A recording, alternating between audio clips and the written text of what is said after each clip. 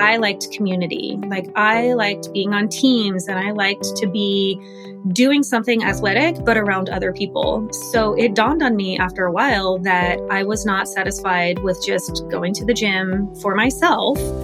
And so I found a gym that had group fitness classes. And I had a friend who was like, you have to really try this one class. It's called Body Combat. I was like, wow, that sounds really interesting. I wonder what that is. So it was my very first organized group fitness class that I went to. And I immediately fell in love. I'm excited to be speaking with Nieka Mamczak, fitness instructor, nutrition coach, and sales enablement leader for tech companies. A lifelong athlete, she started playing soccer as an elementary school kid and played both soccer and volleyball in high school. Nieka has spent the last 10 years teaching group fitness classes, both online and in person, as well as offering nutrition coaching. She spent the past 2 decades building a career in sales and technology with a concentrated focus on sales enablement over the past 8 years. She's worked at a number of startups and large organizations, including companies like Udemy, IBM, Drift, and Square. Nieka is a mom of 2 sons who are now 19 and 18, and 2 rescue chihuahuas named Otto and Finch. Nieka, welcome to the show. Thank you. It's so great to be here. I would love to hear more about how athletics has really shaped your life. You started playing sports at an early age. What do you think sports brought out in you in terms of personality traits or skills that you developed? That's a great question. I am a middle child. So finding your identity early on in life is a middle child challenge that is unique, I think, in the birth order, right? So playing sports was my slightly more unique identifier from my siblings. We actually all were athletic. Well, we all tried sports, but I'm just going to say that I was the more athletically inclined person in the household, primarily because my energy level is a bit higher than my siblings. So I think that bringing out my personality of the need to be moving all the time and energetic and using that in a healthy way to, display my unique talents and go about playing a variety of different sports helped me to pronounce who I was in the family, for starters. Yeah. How did you find soccer and volleyball? My father was really into baseball, interestingly enough, and none of us played baseball or softball for that matter. But when I was really young, he had a good friend from Hungary whose son played on the U.S. men's national soccer team. And so soccer became a big deal in our household for one of 2 reasons. One is because of that family friend.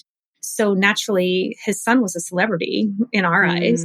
We watched him on TV. And the fact that we got to go to see some of his games in person was super exciting. So soccer became a household item for us. The second reason is my father had really great friends from Latin America. And Latin America, the biggest sport, I would say, in their households is soccer for sure. We would go to their households and their TV would be on. Now, soccer would be in Spanish, and my father doesn't know a lick of Spanish, but it's funny because we would come home and he'd put soccer on, and guess what he would watch it in Spanish. So I think with those 2 exposures, just his exposure to people in his life and friends of the family just gave us this introduction to a sport that was unique to him. So when we were young, the 3 of us, my parents also are slightly religious, and we went to a Byzantine Catholic church. And through the church association, we learned about a summer camp that was on the East Coast in upstate New York, and it was a sports camp. And so it was affiliated to the Byzantine Catholic Church denomination, but you would send your kids there for, I think it was 2 or 3 weeks in the summertime. And the dominant sport that was played was soccer. So between, the family gatherings with friends, as well as going now to this facility on a summerly basis to mostly play soccer. That's how it was just infiltrated into our household. My older sister did not wind up playing soccer at all whatsoever, but I did, and so did my younger brother. So it sounds like really through the community and Yeah, this one kind of superstar role model, family friend. exactly. I'm always fascinated by the journey from playing sports or being in a fitness class to actually becoming the teacher. How did you realize that you wanted to teach fitness classes, and what did that journey look like for you? I think, I know I'm a natural born leader. I know that just in the choices that I've made in life, where I'm at in my career, and just how I operate around people. And I don't mean that in a bossy way. I mean that very much in like, I like to lead people because I want to see them be successful. And I want them to realize they can do things that maybe they second guess, because I don't operate on the second guessing. I kind of just go with what my confidence tells me I can do. And most likely it's through athleticism that I've been able to just test myself out. So I like how it feels when I can go and try something new, or continue to play on another team, for example, when I was younger, or get nominated or elected to, be a captain. So all those things, I grew up with learning that I had leadership in mind. Before I get to group fitness, one of my favorite stories from high school was the high school that I actually went to in New Jersey was a regional school, all girls Catholic high school. So, not to be too funny, but sports was not like our number one thing. It was actually academics.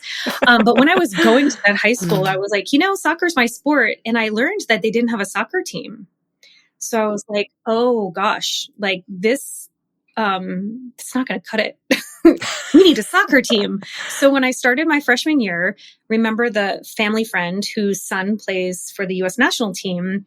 By that point in time, when I got to high school, his son had already retired from the national team. The dad himself had kind of done some coaching on the side. So anyway, long story short, I asked my dad if he would ask this person if he would be a coach for what I wanted to do, newly formed soccer team at my high school. So I was able to influence the creation of the first time ever, this high school having a girls soccer team, which was super exciting. So I felt like that was a moment in time where I was like, wow, I can really influence others the way I thought I could. And I can bring people together for a common likeness to something that relates to athleticism. So I always remembered that when I was graduating from college, I went to the gym after I graduated from college, and it was just go to the gym, try to figure out what to do with yourself. You know what to do because you've been an athlete all your life, but then leave. And I found that to be very thankless because I liked community. Like I liked being on teams, and I liked to be doing something athletic, but around other people. So it dawned on me after a while that I was not satisfied with just going to the gym for myself. And so I found a gym that had group fitness classes. And I had a friend who was like, you have to really try this one class. It's called Body Combat. I was like, wow, that sounds really interesting. I wonder what that is. So it was my very first organized group fitness class that I went to. And I immediately fell in love. Like I saw, first of all, you walk in the door and you see all these people and they're so excited to be there. Meanwhile, I was like, all these years I was going to the gym and everyone just on the gym floor, they're like, I'm here. I'm going to do my workout. Maybe I'll talk to somebody else, but most likely I won't. And then I leave. Right. So I was like, this is the moment I've been missing in my adult athletic life, because I'm not playing on sports teams anymore, but I still was missing the human interaction. And like, I'm not just here for myself. I want to be here for something else. What was it? So I step into this class and it was just amazing. First of all, Body Combat is a Les Mills international program.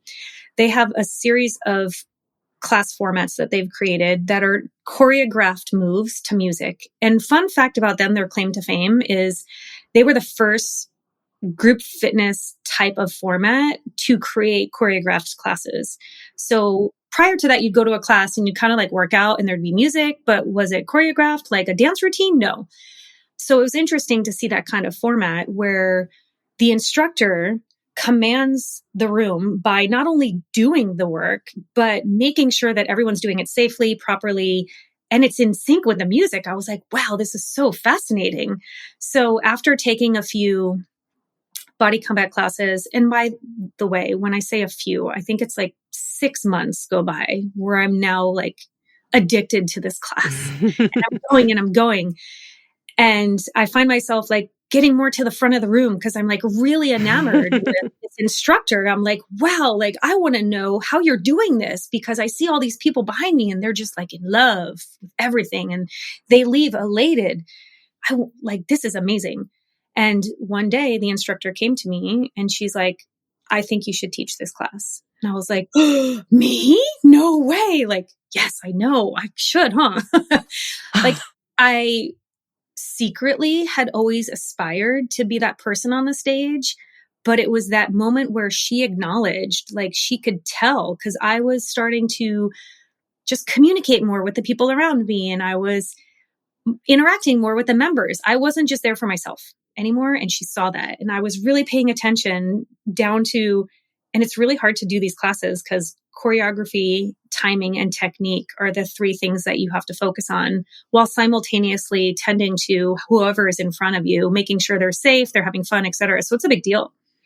So yeah, when she asked me, that's the moment that it clicked where I was like, this is what I've been waiting for. I had been athletic in my childhood and, teenage years, part of group athleticism. In college, I was a sole proprietor of my own athletic choices. And early adulthood, it was a big gap and a void to not be part of that more collaborative effort. And so that moment when she asked me if I wanted to teach classes, I was like, yes. So that's how it all began. It sounds like it all came together in an instant, and yet you were fully prepared already from so many of your experiences. Yeah. I love that. There was a connection made between you and that teacher, and it's kind of like you were identified. I want to talk about leadership in another area of your life. So you've been leading sales enablement. And for listeners who don't know what sales enablement is, how would you describe it to, a layperson? Yeah, for sure. Sales enablement is definitely still in its growing phase in organizations, but basically, in layman's terms, it's a teacher of adults. But specifically for sales enablement, it's a person or group of people that focus on salespeople's skills and development to make sure that they have the resources and materials and the skills needed for them to perform their job. So true sales enablement is teaching a person when let's say they started a company, their onboarding journey is normally hosted by enablement. Teach them the ways of how to get started. Then there's something called everboarding, which is just all the things you need to do on a daily basis, a day in the life of a salesperson. What does that mean? What do you need to use? How do you need to speak? What does it take to be successful? So sales enablement is all about, again, teaching adults who are in their career how to do their job and how to do it better. What connections do you see? I mean, I'm already starting to put some together, but I want to hear from you. What connections do you see between the group fitness room and what you do within companies? The very probably obvious connection to anyone listening at this point is the collaboration and the corralling of people, the organization of people for a common place that they need to go. So if I think back to my time as a team captain on the soccer team, it's getting everyone together, like the huddle that you do where you put your arms around each other before the game. And like at halftime again, when you like, this is what we're going to do. And this is what I've noticed. And this is what has to be done to get the job done. Right. So if you take that, like, if you can imagine that huddle and the commandeering of people for a common, like, future state of where they need to be. It takes a certain personality to initiate grouping people together. That's number one. It also takes a certain kind of skill to motivate people because let's say you're losing the game, or let's say the class is really hard, Or let's say the sales content that the person's trying to learn is not clicking for them. The right mindset has to be to, first of all, recognize that and then also continue to motivate. It's not like you skirt around it and say, oh, it's hard, but too bad. You acknowledge the obvious state of wherever it is in the game, in the class, in, the career. And the motivation, I think, is my number one, I wouldn't say secret sauce, but I do think it's like my number one value driver component that I would say that anyone that comes to take my classes, they would say the same thing. Anyone that I work with that are like, oh, wow, this person really motivated me. This person really helped me to see that I can do something. In all those scenarios, the right mindset of motivation, as well as showing people that they can do something and seeing it through with them, is super rewarding. And that's the gravitational pull I have between in a day for me, whether it's telling somebody in a class that they can do another rep or telling somebody in a work environment that they can make another phone call and get to a sale. It's the same idea, but the motivational factor, I think, is the driving force for me on why I love what I do in both venues. Let's take a moment to reflect on this question. How does motivation play a role in your work?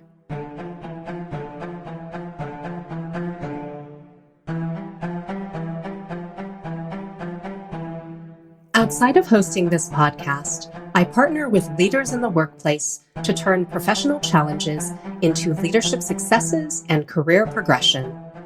I love working with executive leaders, aspiring C-suite professionals, and of course, ampersands. If any of this sounds interesting to you, reach out to me at jessicawan.com.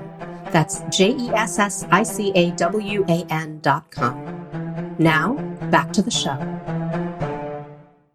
I'm curious if you have certain principles or frameworks for motivation and how you adapt to different personality types or needs. Staying even-keeled, I think, is you have to step into the door knowing that you're stepping into the door for others first, and knowing that others is a conglomerate. My favorite thing to do when I was a kid, one of the favorite things besides sports, of course, was coloring. And I loved the Crayola 64 crayon box because it was way beyond like all the, 8 to 10 crayon boxes. Like, give me the 64 color Crayola crayon box and I am going to go to town. So give me more people in the room and I am going to be in a heyday because I just love the variety. The variety is key. So stepping into a room of multiple moods, personalities, experiences, days, what they had for breakfast, what they didn't have for breakfast, if they had coffee, if they didn't drink coffee, all those variable components really factor into, how you're going to step and be present and how are you going to maneuver. And then knowing that is really part of the challenge. A lot of times people are surprised to see the multiple, I won't say attitudes, but, personas in the room.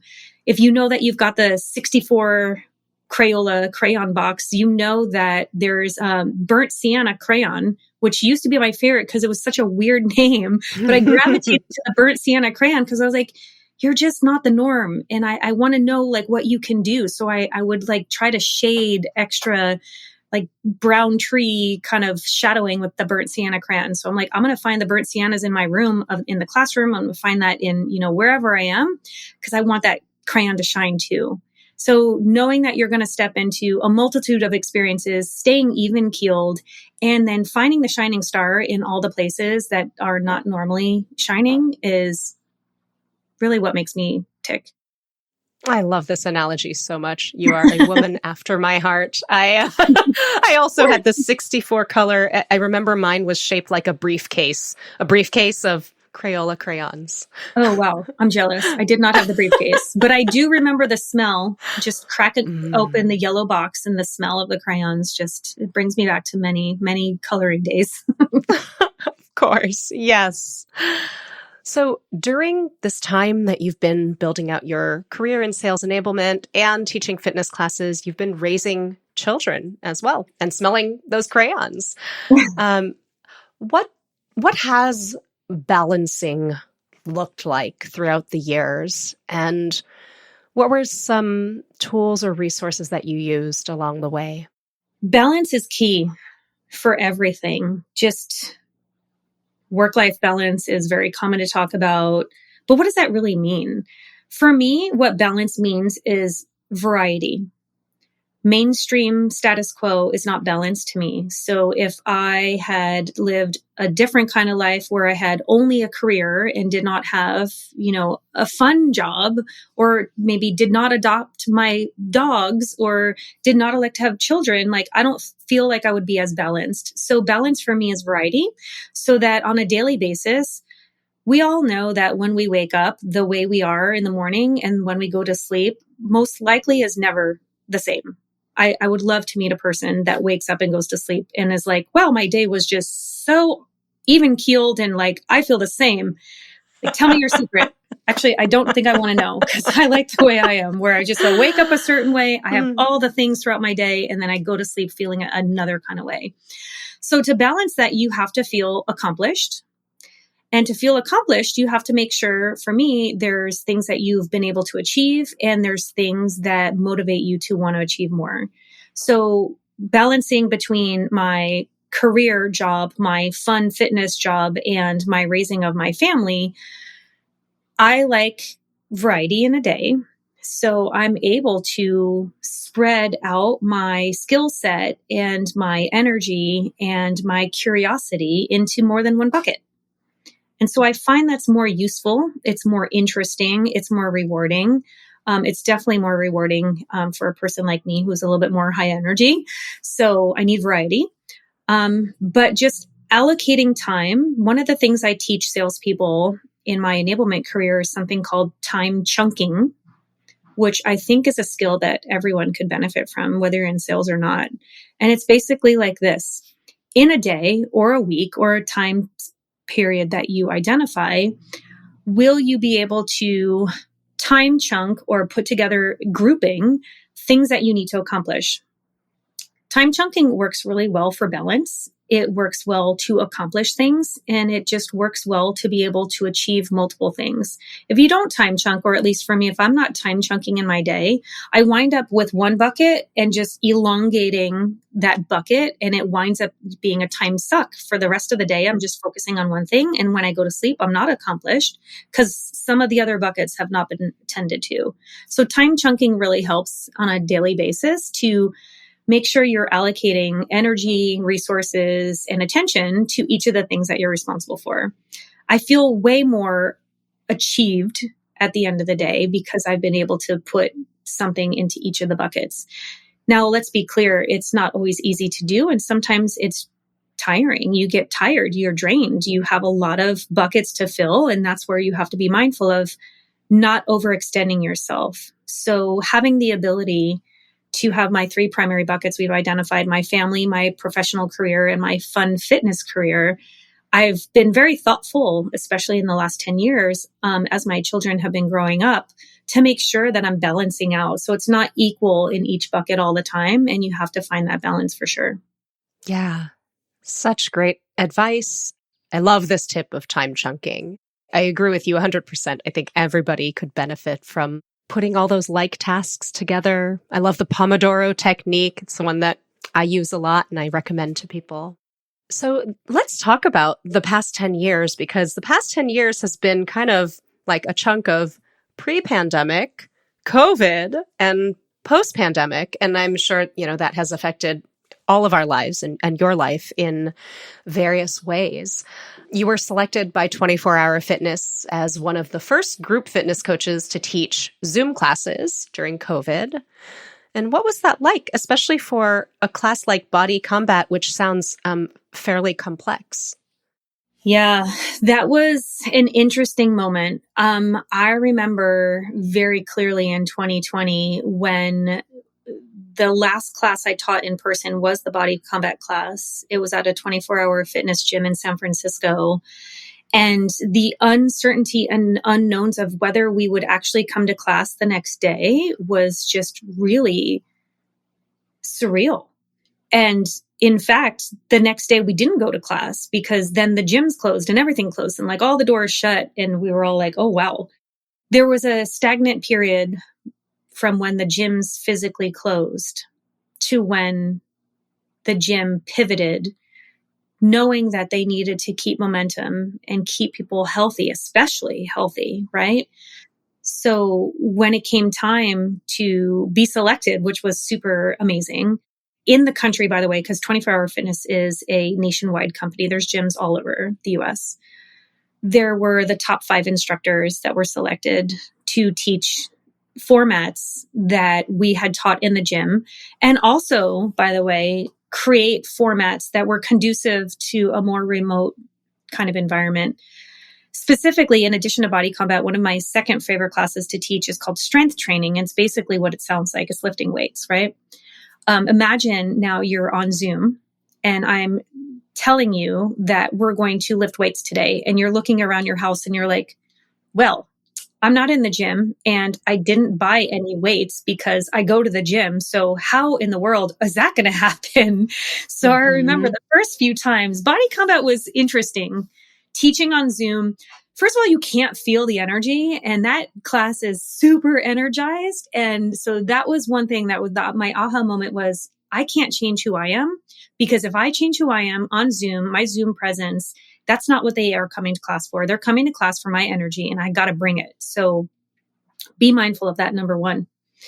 Be mindful also of what people have available. So in addition to teaching body combat, I think I was teaching 4 different classes a week. And some of them I had to create myself, which was super exciting. And they were strength training based type of classes. But what we needed to tell people is first and foremost, I want you to take class today. I don't want you to worry about what's available around you, but I want you to start to be creative. Please commit to coming to class because this is for you. This is for our mental and physical well-being. And a lot of times it was more for mental well-being than anything else because here we are like holed up. If you remember, like after a while, you're like, gosh, can I go outside? Even if I do, like, how am I going to feel? What am I going to do? So motivating people at that point in time, super challenging. I felt like I was growing up to get to that moment, to be able to support the many people that, logged into Zoom. So then we get creative and I'm like, okay, oh, I see you have a water bottle. Do you have 2? All right, we can do bicep. Did you buy laundry detergent lately? Do you know that laundry detergent sometimes weighs more than 10 pounds? That's something too. And if all else fails, you have your body. Let's work with it. So the pivot to going to Zoom again was number 1, keeping my A game on, staying motivated for others because being a drab about it was not going to work in their favor. They expected energy and I was giving energy, even in the little box, which was very strange. And then number 2 is work with what you have and just goes back to motivation. Get the job done because people from all over the country. So this was the coolest part. I normally teach classes in person to a place where the people can drive to get there. And I'm in California. But now on Zoom, I had people from New York and from Texas and from all over the country. And like, this is so cool. Like now I might not ever meet these people in person, but we are here together. And now I just got exposed to so many other people. So that was just monumentally different and a silver lining in all of it. Because it was a struggle to like get to the motivation, get people motivated and commit to being able to do these things. But then once you're there and you realize, wow, these are so many different people I didn't even know existed in my life. And now they're in my life. We're in our lives together. This is cool. So it was hard, but it was more rewarding than anything else. Fast forward to today, a lot of people still gravitate to online workouts. It has flourished. The industry for, digital remote workout wherever and whenever you can, I think just opens the opportunity for everyone to realize that no matter what the situation is, your health is a priority and wherever you are, you can do it. So going on vacation, no excuses anymore, right? Like going with somebody, like wherever you are, you can get it done. Yeah, the world has absolutely changed. And I love hearing, the big silver lining from this story. So as you know, through these interviews, we are co-creating the Ampersand Manifesto. These are principles for leading a multi-passionate life. What do you think should be included in the manifesto? Balance. We were talking about those buckets. I think that's really important to know that you can take on something if you can commit to the balance. So a lot of what I've talked about sounds fun, sounds motivating, but it's work, and work requires balance. And if you're going to take on the responsibility of doing more than one thing and really committing to it, find that balance, make sure it works, make sure it works for yourself, and make sure it works for others around you. Had I not had the ability to have a loving husband who agreed to watch the kids when I would have to leave the house to go teach the classes, my life would be different. Would I need to force that on him? No. Do I have the ability to have that partnership? I'm lucky. Yes. So making sure that it's right. So the balance is critical. Consistency is also something else. And consistency doesn't necessarily mean that you have to do it over and over and over again. It's not the definition of insanity by any means. Don't repeat just for the sake of repeating. But for yourself and for those, let's say if you're like me and what you like to do on the side is benefiting others, consistency is really key. And what I mean by that is this. I've seen a lot of burnout from people who have over-indexed on doing things, either if it's just in their professional lives and or if it's then their professional lives and something else that they've taken on to commit to. The consistency is sticking to it or agreeing not to. So if I'm going to teach group fitness classes, for as long as I agree that I'm going to do it, I'm going to commit to it. I'm not going to flake. I'm not going to say, I don't really feel like going to teach class today, so let me just blow it off. It's really important to have that mindset of, I can do this, balance, and I'm going to do this, consistency. And then I think the last thing I would say is real talk. There might be a point in time, I hope not anytime soon, that I might say to myself, I don't think I should teach classes anymore. Or maybe I'll say, I want something different in my career. It's okay to pivot and it's okay to be realistic with yourself, because what you don't want to do is force something on you, because then it goes back to the second concept, which is if it's forced, it's not real anymore, it's fake, and you're going to burn out. So those would be my 3 things that I think I already have committed to as I live this life that I think are super important to remember as table stakes or pillars. Thank you so much. This has been absolutely delightful. Folks, you can find Nieka on LinkedIn and you can follow her on Instagram at NiekaDM, and we will link to these in the show notes.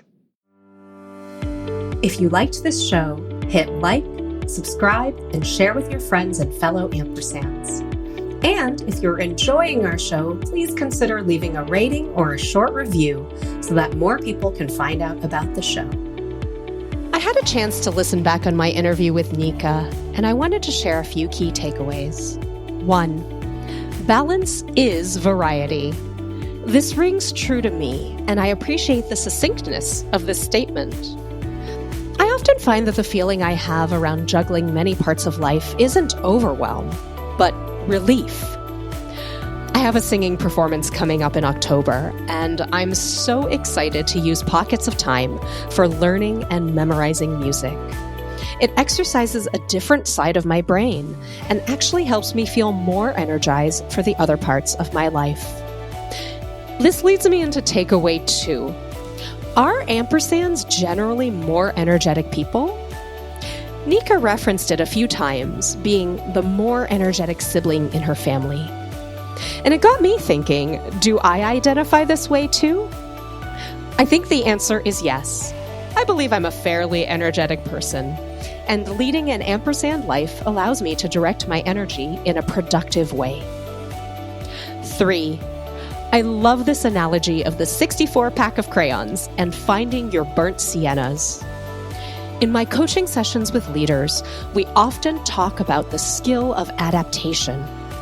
A leader who can adapt to different communication styles, preferences, and ways of working is a leader who will be able to activate a team of diverse individuals.